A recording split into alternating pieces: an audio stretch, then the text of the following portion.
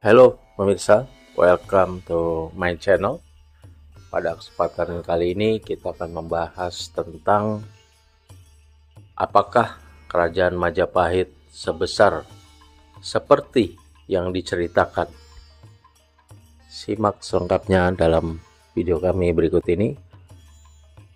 Tapi sebelum dimulai, dimohon untuk ketik like, subscribe, serta pencet tombol notifikasi dan tinggalkan komen demi kemajuan channel ini. Terima kasih pemirsa. Apakah kerajaan Majapahit ini sebesar seperti yang diceritakan? Jadi di sini admin mencoba untuk menjawab jujur dan tanpa memihak kepada pendapat manapun, ya, baik yang pendapat yang mengatakan bahwa Majapahit ini memang benar-benar besar, ataupun pendapat yang mengatakan bahwa Majapahit ini sebenarnya tidak sebesar yang selama ini digembar-gemborkan dan hanya terbatas. Mungkin admin juga berusaha menjawabnya dari sisi-sisi aspek-aspek sejarah, ya, sejauh sepengetahuan admin yang telah admin pelajari, ya, bahwa memang penjelasan yang selama ini kita terima secara gamblang itu dari buku kitab Negara Kertagama yang ditulis oleh Mpu Prapanca tahun 1365, ya. Nah, buku ini berisi, di samping penggambaran tentang berbagai hal struktur pemerintahan pada era Majapahit, juga yang paling fenomenal ini adalah berisi tentang semacam luas wilayah kekuasaan Majapahit. Bahkan di dalam buku ini menyebutkan secara spesifik gitu luas wilayah-wilayah itu, ya, secara spesifik disebutkan, ya, Dompu, terus Tumasik dan lain sebagainya, Sumba dan lain sebagainya, itu disebutkan secara gamblang, ya. Dan memang buku ini adalah buku siaran pandangan langsung, karena ditulis pada era di mana kerajaan Majapahit eksis. Artinya kan tidak mungkin nama-nama itu terucap, apalagi sampai dituliskan di buku, kalau memang jauh panggang dari api, ya, kalau memang saat itu tidak ada penguasaan atau paling tidak intervensi Majapahit terhadap kerajaan-kerajaan bawahan yang disebutkan dalam buku tersebut, ya kan. Pasti buku itu akan mendapatkan tentang tantangan pada kesempatan pertama saat terbit, kalau memang yang isinya itu tidak sesuai dengan keadaan yang sebenarnya atau keadaan yang asli, gitu. Di samping catatan Negara Kertagama juga ada catatan Tiongkok, ya. Kita tahu bahwa catatan Tiongkok ini kan memberikan sumber sejarah yang reliable, ya, yang dari masa ke masa sudah diuji kebenarannya, termasuk catatan dari dinasti ke dinasti, catatan dari para pendetanya, pendeta Itsing dan lain sebagainya, yang bahkan catatan-catatan Tiongkok ini menjadi rujukan bagi negara-negara lain, kerajaan-kerajaan lain, untuk mengetahui sejarah kerajaannya sendiri, yang mungkin di negaranya sendiri catatan-catatan itu tidak ada, atau mungkin belum diketemukan, atau mungkin tidak tercatat. Tetapi di negara Tiongkok semuanya itu dicatat, pengiriman utusan, pengalaman pelayarannya dicatat dalam buku harian yang sangat rapi dan terawetkan hingga hari ini itu. Nah, itu istimewanya catatan Tiongkok, yang berarti kan kadar kebenarannya sangat tinggi,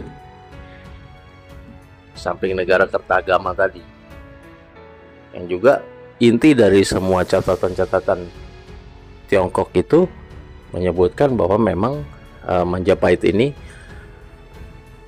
adalah sebuah kerajaan yang sangat berpengaruh ya, sangat besar gitu. Inti dari semua catatan-catatan Tiongkok tersebut. Dan memang yang mutlak kekuasaannya ada dan diakui, mendapatkan kontrol secara langsung ya di sekitaran Jawa Timur, Jawa Tengah, Bali, Jawa Barat belum, waktu itu belum sempat ditaklukkan. Nah, itu memang kalau itu sudah jangan dipertanyakan lagi. Majapahit memang memegang suatu kekuasaan tertinggi di sana. Kalau di Jawa Tengah, Jawa Timur, Bali dan sebagainya, itu Majapahit memegang kekuasaan tertinggi dan kontrol langsung. Nah, yang di luar Jawa, yang disebutkan dalam negara kertagama, itu yang kami bilang bahwa tidak mungkin ya ada perkataan wilayah itu, apalagi menyebutkan nama-nama wilayah yang bisa dicek kebenarannya hingga zaman modern ini, kalau memang tidak ada api dan tidak ada sekam. Tidak mungkin nama itu disebut kalau memang tidak sesuai kenyataan atau hanya karang-karangan dari Empu Prapanca saja.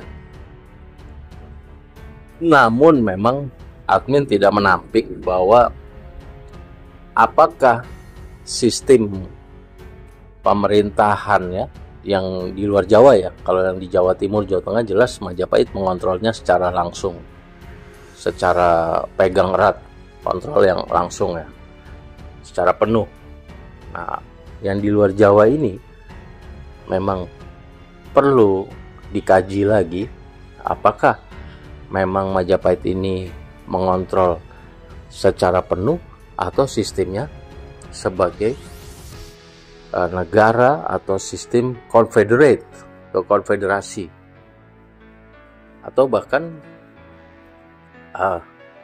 hanya sistem tributaris, sistem menguasai dalam artian dia kerajaan-kerajaan bawahan ini yang sampai luas hampir se-Asia Tenggara ini mengakui dengan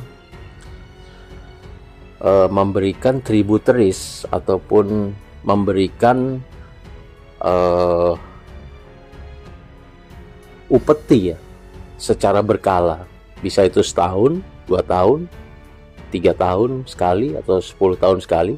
Nah, bagaimana itu dulu ininya ya, mekanismenya kita belum menemukan catatan sejarah. Tapi intinya apakah ini dikontrol langsung, dalam artian apakah Majapahit keluar Jawa itu mengontrol langsung dalam artian mendirikan suatu pemerintahan baru di sana dengan mengirimkan satu pangeran dari Majapahit atau seorang panglima militer ya untuk menjadi raja kecil di sana atau menjadi gubernur jenderal lah kalau dalam teologi, dalam terminologi orang kolonial ya. Apakah Majapahit mengirimkan seorang gubernur jenderal ke daerah tersebut dan mendirikan ini? Apakah Majapahit mengirimkan seorang bangsawannya, pangerannya ataupun panglima militernya ke wilayah tersebut untuk menjadi kepala daerah di sana, mengontrol secara langsung?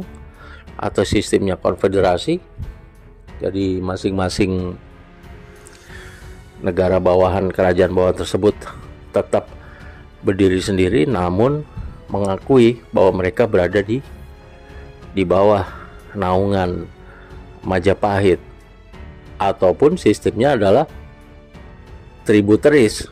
Negara-negara itu hidup dengan dirinya sendiri, akan tetapi dia mengakui kekuasaan Majapahit dengan cara mengirimkan, ataupun apabila ada utusan Majapahit datang, mereka memberikan pajak ya, atau tribut atau upeti ya kepada utusan dari Majapahit tersebut, entah per tahun, per 2 tahun, per 5 tahun, 10 tahun, 20 tahun, kita belum tahu ya mekanisme pada saat itu. Dan apakah mereka mengantar sendiri ke ibu kota Majapahit, ataukah dari pihak kerajaan Majapahit yang mengirimkan utusan untuk mengutip upeti ke wilayah-wilayah tersebut. Nah, ini memang admin akui bahwa hal ini merupakan yang perlu dikaji lagi. Tapi admin meyakini bahwa Majapahit dengan adanya negara Kertagama catatan Tiongkok tetap menguasai wilayah-wilayah tersebut.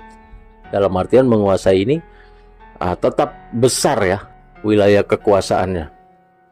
Namun kata-kata menguasai ini apakah memang menguasai secara langsung ya, atau sistem konfederasi negara bagian di mana mereka punya hukum sendiri, punya ini sendiri, punya sistem pajak dan keuangannya sendiri, tetapi mereka mengakui sebagai konfederasi atau negara bagian dari Majapahit.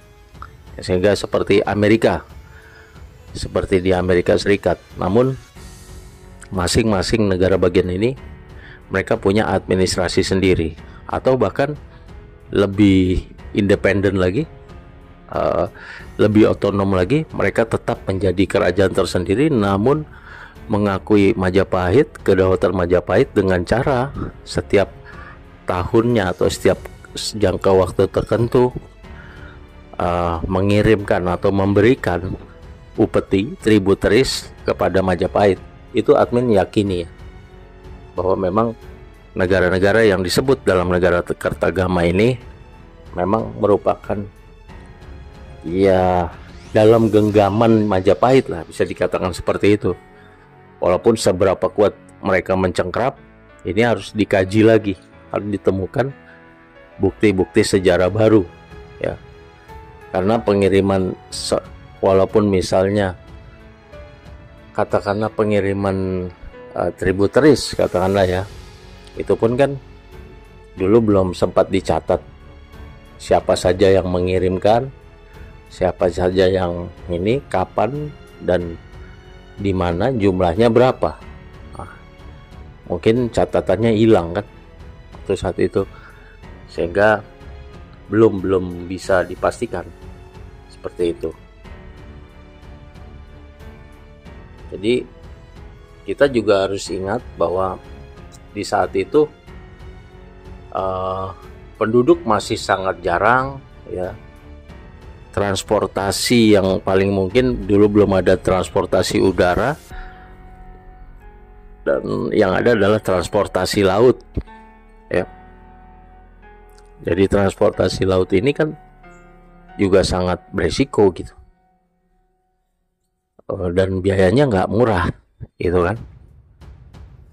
Misalnya juga harus mengutip tributaris ke suatu kerajaan bawahan, misalnya yang dikutip hanya 2 miliar katakanlah dengan mata uang sekarang, tapi biaya perjalanannya ke sana sudah habis 1 miliar, kan juga tidak efektif gitu.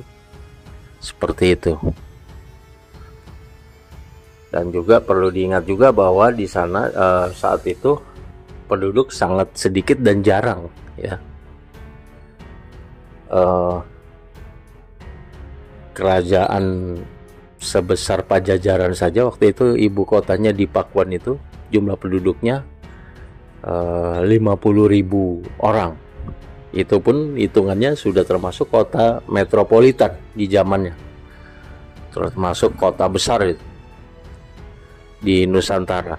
Nah, apakah dengan belum lagi kerajaan-kerajaan bawahan itu yang mungkin penduduknya saat itu hanya 1.000-2.000 orang, apakah cukup efektif apabila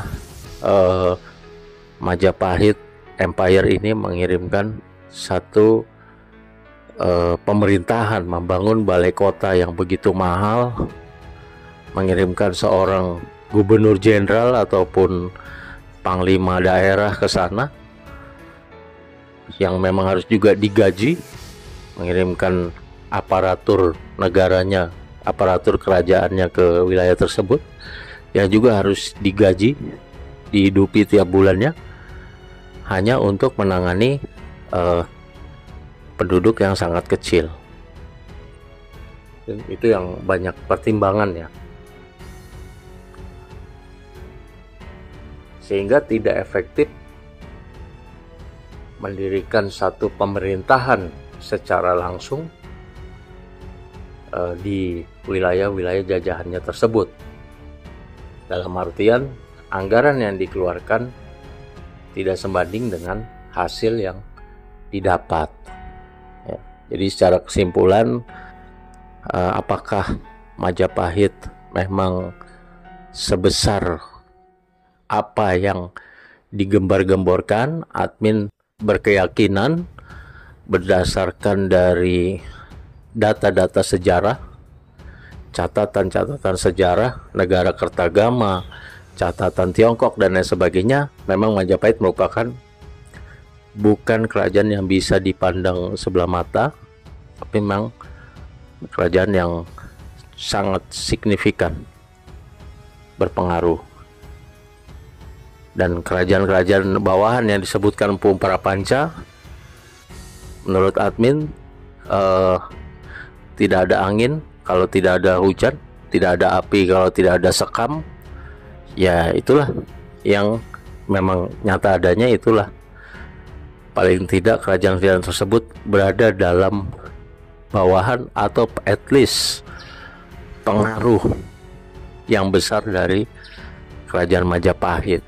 Tidak mungkin disebutkan dalam sebuah kitab kalau itu hanya angan-angan atau mengarang-arang belaka. Yang ketiga, cuman memang harus dikaji apakah kepenguasaan Majapahit terhadap kerajaan-kerajaan tersebut, istilahnya penguasaannya adalah sistem totalitas secara penuh, apa sistem konfederasi seperti Amerika Serikat yang terdiri dari negara-negara bagian, atau sistem tributaris, masing-masing kerajaan itu tetap merdeka dan berdaulat sendiri, namun mereka mengakui kedaulatan Majapahit dengan cara mengirim tributaris atau upeti setiap jangka waktu tertentu supaya mereka aman. Seperti itu. Demikian bisa. Terima kasih atas perhatiannya. Sebelum diakhiri, dimohon untuk ketik like, subscribe, serta pencet tombol notifikasi, dan tinggalkan komen demi kemajuan channel ini. Terima kasih atas perhatiannya. See you on my next video. Terima kasih.